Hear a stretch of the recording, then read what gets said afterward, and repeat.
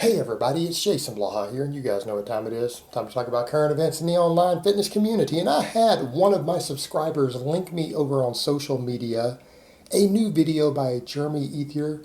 I assume that's how you say it. I could be getting it wrong.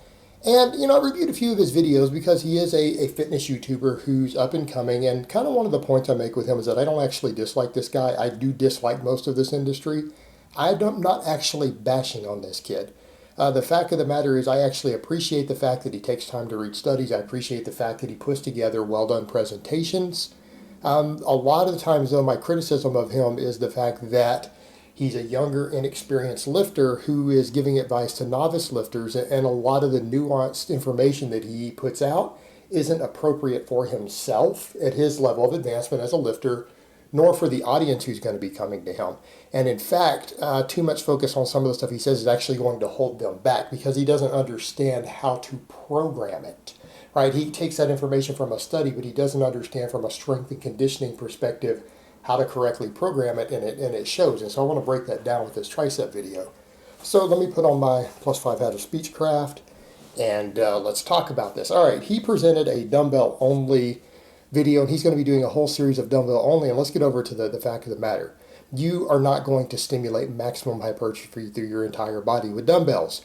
You might be able to do it with one small muscle group, but in order to actually achieve any respectable amount of overall size top to bottom, you're going to spend more on dumbbells than you would on a barbell and a rack and plates, right? Because for most novices out there, look, go get 300-400 pounds of plates, an Olympic bar, a rack, and a bench. Okay, that's actually what you need to maximize size in your first year or two in the gym. That's literally all you need. The dumbbells are actually not even from a programming perspective a good choice because you're going to need so damn many of them that it's going to cost you a fortune. It's going to take up more space. It's going to cost you a ton of money, and that's just to keep pace with the barbell. That's to hopefully do almost as good. You're still not going to equal it. So from a logistics and a programming perspective, it's not really a good idea to begin with. And we kind of come over to that point of if all you have is a set of light dumbbells, so someone says, well, I've got some dumbbells and they go up to 40 pounds or whatever, can't I do a lot with that and just train with that at home and it's what I have access to? It's like, no, you could go find stuff in your yard to train with or out at the park that's probably better. I mean, truth be told, if you get creative. So no, it's not really viable to make a whole series on that. But let's get over into kind of the problems with the way he presents it. Essentially, his exercises, and he breaks down EMG studies.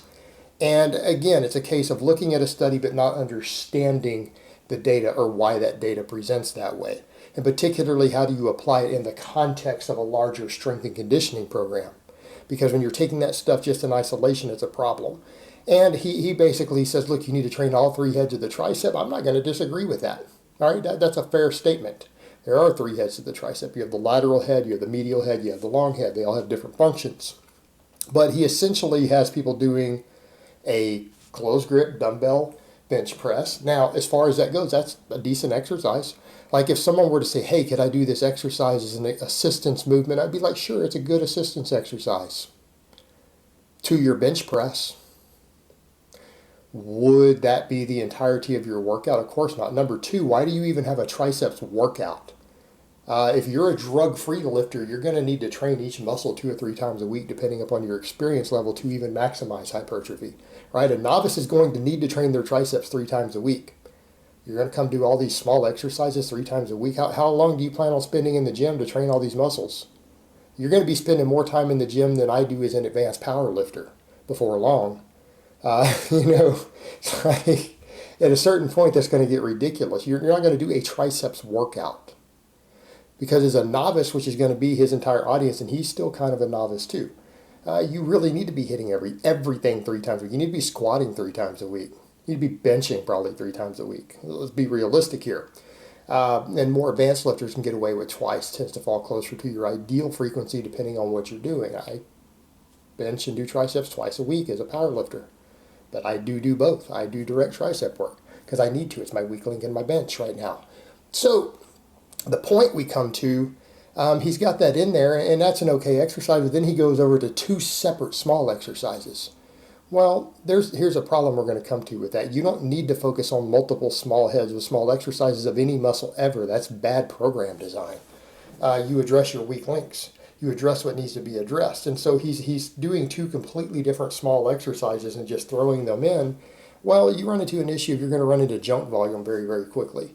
And he has people doing, I guess at first, a kickback, which is not a good exercise. Not a fan. I don't think it's a particularly useful exercise for anybody, but I digress.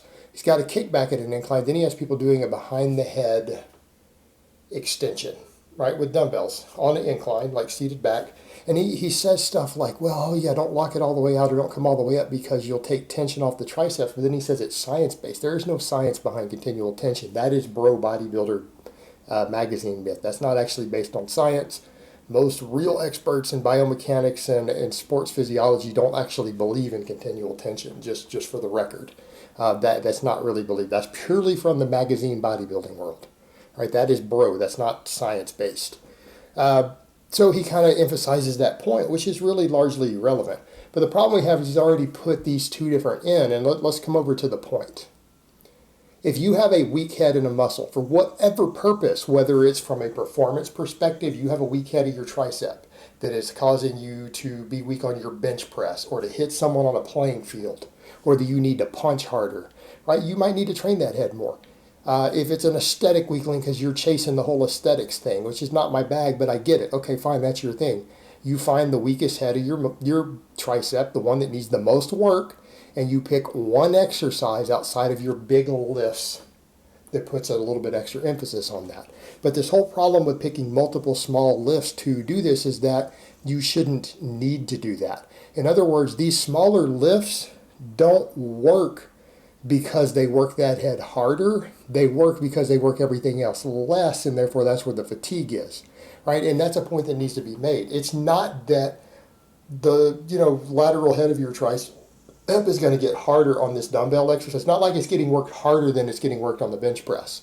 It's just that your chest and the other tricep heads get worked less than on the bench press. Okay, so why does that matter? People say, well, why does that matter?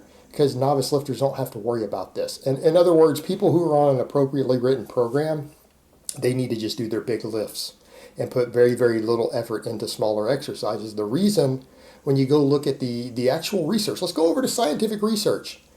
Novice lifters who are on enough bench press volume to maximize chest growth. In other words, if you put them on enough bench press sets with progressive overload that their chest grows at a really, really good rate, their triceps grow at a good rate too. And in other words, when you have them do extensions, studies find that their triceps don't grow any faster. So we're talking about like first year lifters. Your triceps are not going to grow faster as a result of doing a smaller exercise. That's the science shows that. It's not been found to be the case. So you need to just be bench pressing. You need to be overhead pressing. You don't need smaller tricep exercises as a novice. And I'm not telling you they're the worst thing in the world, but they are misallocation of resources. They probably aren't going to do much of anything. So when we're over here picking a smaller exercise, that's for more advanced lifters. People say, why? Because we can only do so much benching in every week, right? All right, for example, take the bench press for me as an advanced lifter. I have a max effort bench press day and a dynamic effort bench press day every week. My bench press sets are set. They're on a fixed program. I don't bench press outside of that. Like right now, I come in and I do incline bench. I do 5 sets of that on every bench day, and then I do 5 sets of tricep extensions.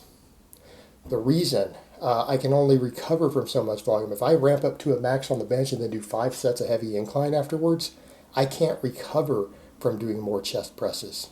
But my triceps still need a little bit more work because of my minimum effective volume for me as an advanced lifter, or they're not going to adapt or grow. I have to do a tricep exercise. And I pick one that's appropriate for my weaknesses, right? That's the problem. Novice lifters don't have this problem. They don't need to think in these terms. They don't need to worry about this sort of stuff. Get really strong on your bench press. Get really strong on weighted dips. Get really strong on the standing barbell press. Your triceps will grow. And adding other stuff's probably not going to make them grow faster for a noob. It just isn't. And it's not to say that we shouldn't know this stuff. I mean, hey, you should know these different functions. But here's the problem. If you're now adding multiple smaller exercises, you should have just picked one big movement that hits both those heads. Right? You could have just streamlined everything and just said, you know what?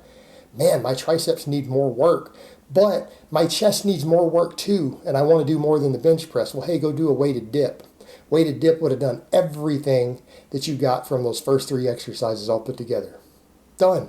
1 exercise. Come and do 3-4 sets of that. You could have got rid of all this other information and go look at the data on that. It'll hit them all also. Also, this EMG stuff, it's fine. It's well and good. It tells you what happens on the first or second rep. It gets thrown out the window when you start doing multiple sets. If you take an exercise that's fairly effective for all the heads of a muscle, at least some decent recruitment, doesn't have to be maximum. When you start reaching muscle failure, you start reaching fatigue, all those heads get lit up. Okay? You've got to understand that. That's important to understand the dynamic of a larger training program.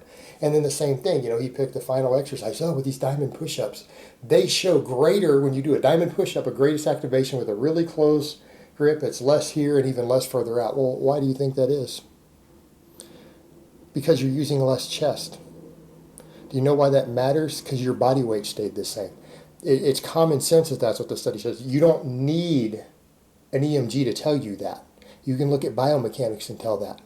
Do you want to know the problem? What happens when you take your 5-rep max on all 3 of those? Do you think the tricep recruitment is going to be different? I don't think that it's going to be. Why? Because you could do more weight. With the medium, you could put more plates on your back. It's talking about adding weight. With the wider, you can put even more plates on your back. So when you start doing a 5-rep max, you're going to find that the chest gets worked harder with the others, but you're using a heavier weight and it balances out and the triceps get worked the same. It's only because it's a push-up with your body weight being a limiting factor that's even making that matter. So you could have just done a better exercise. And that's where people forget with some of this EMG stuff when they look at the different data. If you're going to run a fixed weight and you're limited by that, that's what's going to light up. If you have someone who's your test subject who has one head of a muscle that's better developed than the others, they're already in balance. Exercises that do certain things with those heads are going to light up at a different percentage than the next test subject.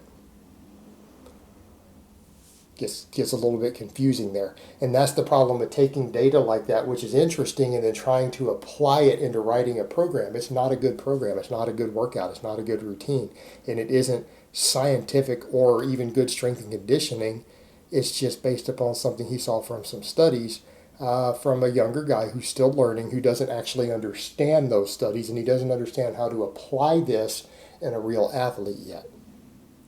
One day he's going to learn. He's passionate. He's going to get more experience and he's going to learn more. But as of right now, some of these recommendations are not well thought out. There's free stuff that's way better, way more effective, way more efficient, already written by coaches that you guys can get already. It's 100 times better. All right, guys, but that's really all I have to say on that today. I hope it's been informative, and I will talk to you guys next time.